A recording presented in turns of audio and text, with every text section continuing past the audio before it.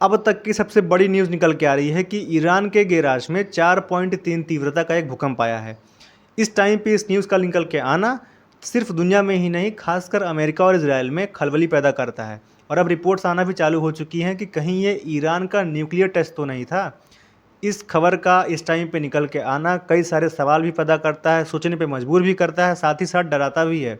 और अब एक सवाल यहाँ से अमेरिका इजराइल से और रहेगा कि क्या इन्होंने फिर से ईरान को अंडर एस्टिमेट कर दिया है, क्योंकि खामेनी के मरने के बाद भी ईरान ने जिस तरीके से रिटेलिएशन किया है, पूरे मिडिल ईस्ट में उसने तबाही मचा कर रखी है।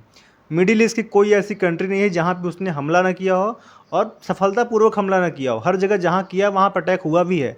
चाहे आप ले लेंगे यूएई में ले लेंगे, दुबई ले लेंगे, अबू धाबी ले लेंगे, कतर के दोहा ले लेंगे, सऊदी अरब के रियाद ले लेंगे, बहरीन ले लेंगे, हर जगह उसने हमले किए हैं और बढ़िया से किए हैं, जाके वहाँ पर तबाही मचाई है।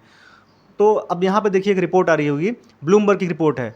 उस रिपोर्ट में बोला जा रहा है कि शायद जो मिसाइल इंटरसेप्टर्स होते हैं, मतलब जिस मिसाइल को जब हवा में मारा जाता है उसको इंटरसेप्टर बोलते हैं, उसकी शायद कमी हो चुकी है। अमेरिका के जितने बेसिस इस समय पूरे मिडिल ईस्ट में है वहाँ पे इसकी कमी हो चुकी है। और ये अब इस वजह से भी सच लगने लगता है, क्योंकि जितने भी अटैक अब ईरान के हो रहे हैं वो सफलतापूर्वक हो रहे हैं, जाके वहाँ पे लैंड कर रहे हैं। एग्जाम्पल में अगर आप आज की रात की ही बात करेंगे तो सऊदी अरब के कैपिटल रियाद में वहाँ पे यूएस एम्बेसी पर अटैक होता है ईरान की तरफ से ड्रोन से। सोचने वाली बात है कि ये अमेरिका खुद के एम्बेसी की भी सुरक्षा इस टाइम पे नहीं कर पा रहा है।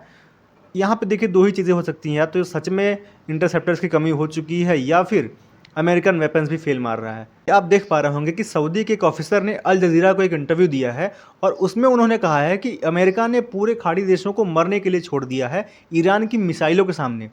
ये अब यहाँ से दो ही चीज़ें लगती हैं, या तो अमेरिकन वेपन फेल मार चुका है या फिर इंटरसेप्टर्स की कमी हो चुकी है। और ये तब हो रहा है जब ईरान का एयर डिफेंस खत्म हो चुका है। मतलब ईरान के जो एयर स्पेस है वहाँ पे अमेरिकन चाहे फाइटर जेट्स हों चाहे इजराइल हो, एक बार में 100-100 200-200 फाइटर जेट जाके उड़ रहे हैं, वहाँ पे बमबारी कर रहे हैं।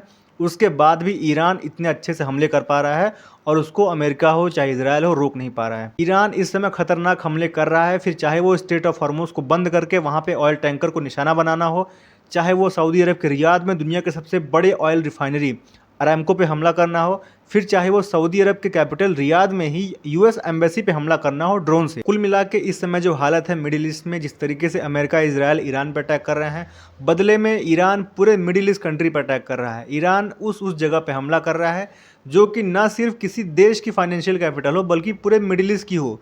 ईरान अटैक कर रहा है दुबई में, ईरान अटैक कर रहा है कतर के दोहा में, ईरान अटैक कर रहा है सऊदी अरब के रियाद में, दुनिया की सबसे बड़ी ऑयल रिफाइनरी अरामको पर अटैक कर रहा है ईरान। ये सोचने वाली बात है। साथ ही साथ स्ट्रेट ऑफ हॉर्मुज को बंद करने के बाद दुनिया भर में जिस तरीके से जो क्रूड ऑयल है, कच्चा तेल है, उसकी कीमत लगातार बढ़ती हुई जा रही है।